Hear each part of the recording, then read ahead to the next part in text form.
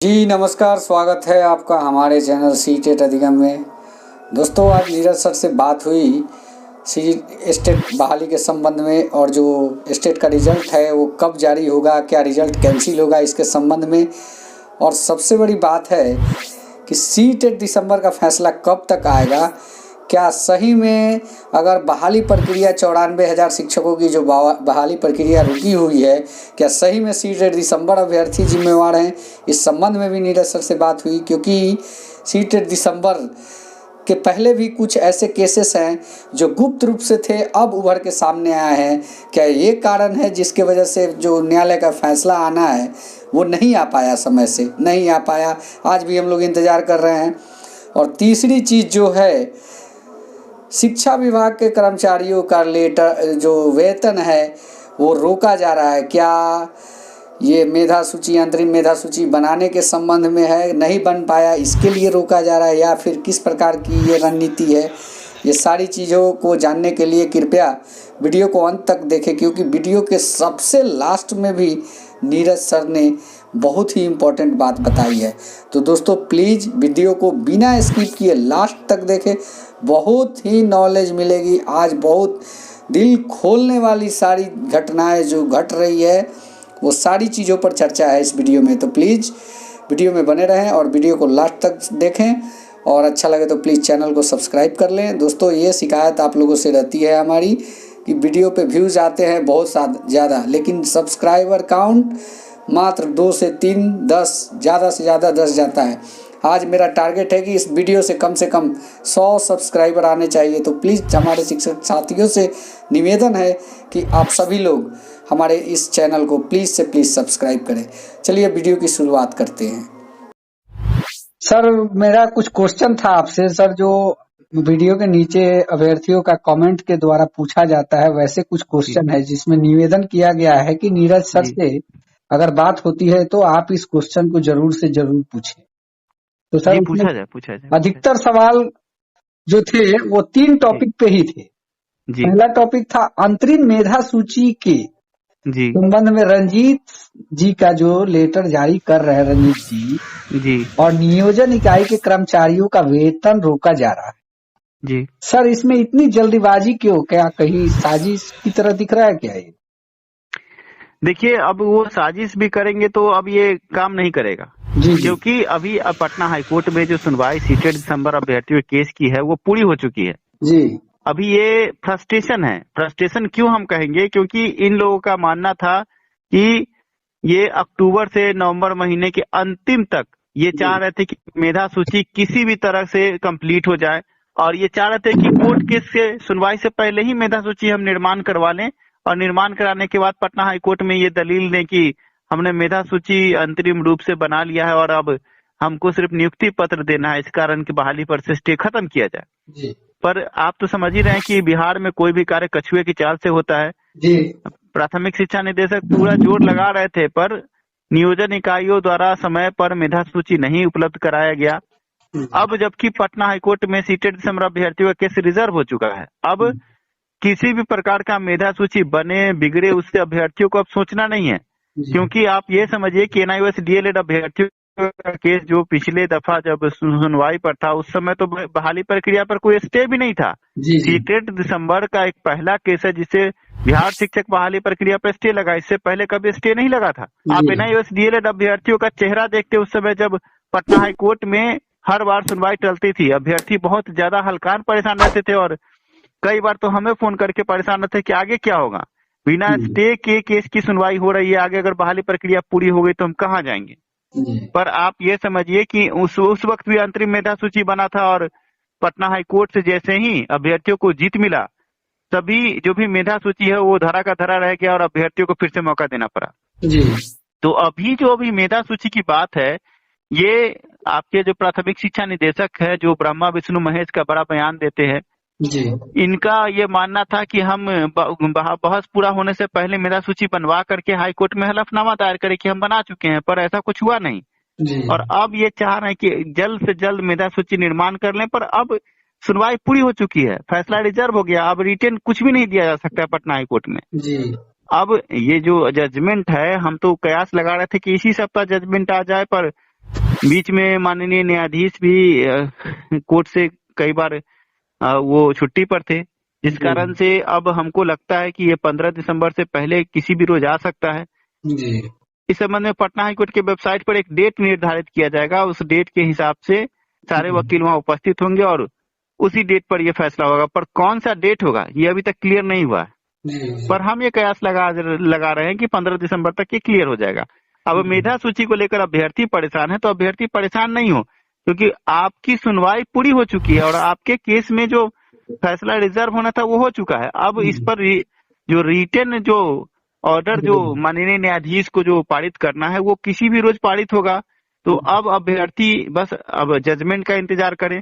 हमने जिस मजबूती के साथ पटना हाईकोर्ट में केस को रखा है, 28 नवंबर तक हमने रिटेन सबमिशन दिया है पटना हाईकोर्ट में केस में। आप समझिए, आप जाके वेबसाइट खोल कर देख सकते हैं। जी जी। हमने कहीं से कोई कसर नहीं छोड़ी है। और अब फाइनल जजमेंट देखे अभ्यर्थी, हमें ऐसा लगता है कि 15 दिसंबर तक ये जजमेंट आने की संभावना है। जी सर। सर नेक्स्ट सवाल आपसे ये है कि पटना हाईकोर्ट में कई केस है बिहार शिक्षक बहाली रोक के संबंध में। जी। इस केस के ऊपर सर कुछ राय दें।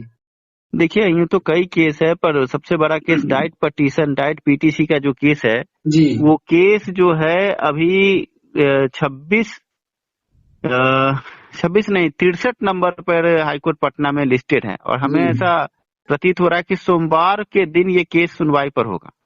अगर सोमवार को नहीं हुआ तो मंगलवार को ये सुनवाई पर जरूर होगा। ऐसे में उस केस का जो फैसला आएगा वो कहीं न कहीं बिहार शिक्षक बहाली को प्रभावित करेगा, क्योंकि 300-350 अभ्यर्थी उस केस में पटिशनर सीधे तौर पर जुड़े हुए हैं। इसके अलावा पूरे बिहार के कितने अभ्यर्थी जुड़े होंगे आप समझ सकते हैं। जी। और केस बहुत गुप्त तरीके से किया गया है। उसके बारे में आप न कभी सोशल मीडिया पर देखिएगा, न कभी यूट्यूब पर देखिएगा। जहां तक हमने पता किया, उस केस के जो भी लोग हैं बहुत गुप्त तरीके से कार्य करते हैं। 1-2 अभ्यर्थियों द्वारा कुछ बातें बाहर लीक की गई, उनको उन्होंने ग्रुप से निकाल दिया। जी। तो ऐसे में ये केस बहुत ही सेंसिटिव है और उस केस का जो भी फैसला आएगा पूरे बिहार शिक्षक बहाली को ये बदल सकता है, बहुत कुछ कर सकता है। जैसे कि प्राथमिकता मुद्दे केस आपने देखा होगा कि केस के फैसले के बाद बहुत कुछ बदला है। जी। ये लोग जो सीटेड दिसंबर को बदनाम कर रहे हैं, आप समझिए कि NIOS DLED का केस हुआ, जी। उसके बाद फिर अभी डाइट पटिशन का केस है, उसके बाद प्राथमिकता, कितने सारे केस अलग अलग ग्रुपों द्वारा किया गया है। उसमें तो कहीं शिक्षा सुधार रोजगार नहीं है। शिक्षा सुधार रोजगार सिर्फ अपने हक के लिए लड़ रहा है कि सीटेड दिसंबर को मौका मिले। इसके अलावा हमने कभी बहाली को प्रभावित करने के लिए कोई केस नहीं किया। जी जी। तो देख लीजिए, अभी तो कई केस हैं और सबकी सुनवाई अभी लंबित है। ऐसे में आपको ये भी जानना चाहिए कि 15 दिसंबर को स्टेट अभ्यर्थियों का केस है। उस केस में भी बहुत कोई बड़ा फैसला आता है तो स्टेट के रिजल्ट भी रद्द हो सकता है। जी जी। सर नेक्स्ट क्वेश्चन आपसे ये है, स्टेट सिलेबस जी बनाने के लिए आपके केस से बड़ा लेटर जारी हुआ था सर। जी जी। क्या स्टेट परीक्षा फिर रद्द होगी? देखिए, वही बहुत बड़ा ये बात सामने आया है कि हमारे केस में 5685W जैसी 5650 जब सुनवाई पर था तो हमने ये मांग की थी कि जब स्टेट परीक्षा में सिलेबस ही नहीं था और सिलेबस को लेकर जब ये परीक्षा रद्द BSEB बोर्ड ने खुद किया और खुद कर रही है, तो सुनवाई के क्रम में हमने ये बड़ी मांग रखी थी कि इस एग्जाम को पहले आप सिलेबस जारी करें, इसके बाद एग्जाम दिया। और उसके बाद हमने इस संबंध में लिखित रूप से BSEB पटना को भी अपने वकील के माध्यम से ये भिजवाया था। कई मतलब ऐसे ड्राफ्टिंग हमने भेजा कि आप सिलेबस जारी कीजिए। और आप समझिए कि BSEB ने एक बड़ा लेटर जारी किया जिसमें हमारे केस 5650 का चर्चा किया और चर्चा करते हुए उन्होंने कहा कि हाँ, हम सिलेबस जारी करेंगे और इस संबंध में उच्च अधिकारी और जो शिक्षा के बड़े अधिकारी उनको उन्होंने ये एक बड़ा लेटर जारी करके ये सूचना दिया कि इस पर सिलेबस जारी हो। पर देखिए, यहाँ गतिरोध कहाँ उत्पन्न हुआ है कि यहाँ सिलेबस का आगे बात बढ़ रहा था, उसी बीच में कुछ लोग जो हैं जब परीक्षा रद्द हो गया तो रिजल्ट को लेकर एक बड़ा केस किया था इस स्टेट पर। और उनके द्वारा इतनी जल्दबाजी दिखाई गई कि BSEB को ऐसा लगने लगा कि अगर परीक्षा तुरंत नहीं लेते हैं तो फिर से रिजल्ट पर बात आगे बढ़ेगी, पटना हाईकोर्ट से हमें बहुत फजीयत मिलेगा। क्योंकि उन्होंने खुद परीक्षा रद्द किया था तो उन्होंने आनन फानन में ऑनलाइन तरीके से परीक्षा ले ली और उस परीक्षा में उन्होंने सिलेबस कहीं पर दिया नहीं था। और जो लोग रिजल्ट के लिए केस कर रहे थे उनको हमने उसी वक्त समझाया था कि आप लोग रिजल्ट के लिए केस कर रहे हैं, लेकिन ये केस आपका टिकने वाला नहीं है। आप लोग कृपया करके इस बात को रखें कि बिना सिलेबस की परीक्षा हो रही है उसमें सिलेबस जारी किया जाए, क्योंकि परीक्षा से 5 दिन पहले इन लोगों का डेट था पटना हाई कोर्ट में। जी। लेकिन इन लोगों ने हमारे बात को नहीं समझा। इन लोगों ने उल्लूल जुलूल केस करके अभ्यर्थियों का पैसा बर्बाद किया और बिना सिलेबस की परीक्षा होने दी।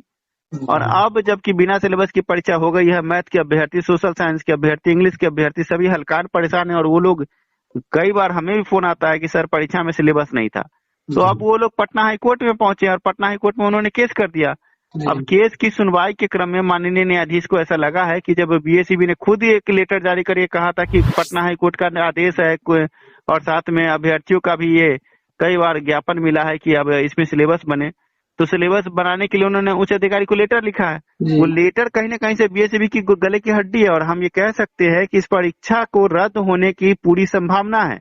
15 दिसंबर को बड़ी सुनवाई है और सुनवाई में अगर माननीय न्यायाधीश ने अगर हाई कोर्ट के उस पुराने वाले हमारे केस के जजमेंट को देखा, उसके बाद आदेश को देखा, उसका लेटर को देखा, अगर उन्होंने अपने विवेक से फैसला लिया कि इस परीक्षा को रद्द करना है, तो ये बहुत बड़ा भूचाल होगा बिहार शिक्षक बहाली में। और कहीं ना कहीं इसके लिए जिम्मेवार शिक्षा विभाग है और वो अभ्यर्थी भी हैं जिन्होंने रिजल्ट को लेकर केस किया था, उसमें सिलेबस की चर्चा नहीं की थी। जी थैंक यू सर, जो आपने संतोषजनक बातें बताई। आशा करता हूं कि इतने बातों से हमारे अभ्यर्थी, जो हमारे जो व्यूअर्स हैं, वो बिल्कुल खुश होंगे आपके इस संतोषजनक जवाब से। धन्यवाद। देखिए, हम ये कहना चाहेंगे कि हमारे पास भी लगातार दिन भर फोन आता है। सीटेट से मेरा अभ्यर्थी घबराए नहीं, जो भी होना था हो चुका है। अब आगे जल्द से जल्द माननीय न्यायाधीश इस पर जजमेंट दे दे। पर आपने पहले एक सवाल पूछा था, उस समय कुछ हम आपको कहना चाहेंगे कि अभी भी रंजीत कुमार जो प्राथमिक शिक्षा निदेशक हैं, वो हाथ पैर मार रहे हैं कि किसी तरह अंतरिम मेधा सूची हमारा तैयार हो जाए कि पटना हाई कोर्ट में एक सब पटिशन डाल के और रिटन सबमिशन के द्वारा ये बता दिया जाए कि हमारा बन चुका है। तो अब एक चीज तो है कि डर थोड़ा सा है कि रिटन सबमिशन में वो ये बात डालेंगे। जब तक जजमेंट नहीं आता तब तक तो वो डाल ही सकते हैं कि सर हमारा बन चुका है। लेकिन माननीय न्यायाधीश अगर जल्द से जल्द फैसला दे दे तो अभ्यर्थी के लिए बहुत अच्छा है। सारे अभ्यर्थी से जल्द से जल्द अपने नियुक्ति के लिए आगे बढ़ सकेंगे, आगे आवेदन कर सकेंगे। लेकिन अब सब कुछ माननीय न्यायाधीश के हाथ में है, इसलिए अभ्यर्थी लगातार हमारे पास भी फोन कॉल ना करे, इंतजार करे। जैसे ही कोई बड़ा अपडेट आएगा पटना हाई कोर्ट की वेबसाइट पर आएगा और हमें कोई सूचना मिलती है अगर अन्य जगहों से, तो हम भी आपको सूचित करेंगे अपने चैनल के माध्यम से, आपके माध्यम से। अभ्यर्थियों के लिए मैं कह रहा हूँ। जी सर, धन्यवाद सर आपका कि आपने बहुत बड़े सवाल का जो हमारे साथ जो साझा किया और वो सवाल आपके बहुत अच्छे थे और हमने जवाब तो दिया आपको। और हम आशा करते कि अभ्यर्थी भी संतुष्ट होंगे। जी सर, धन्यवाद सर। धन्यवाद।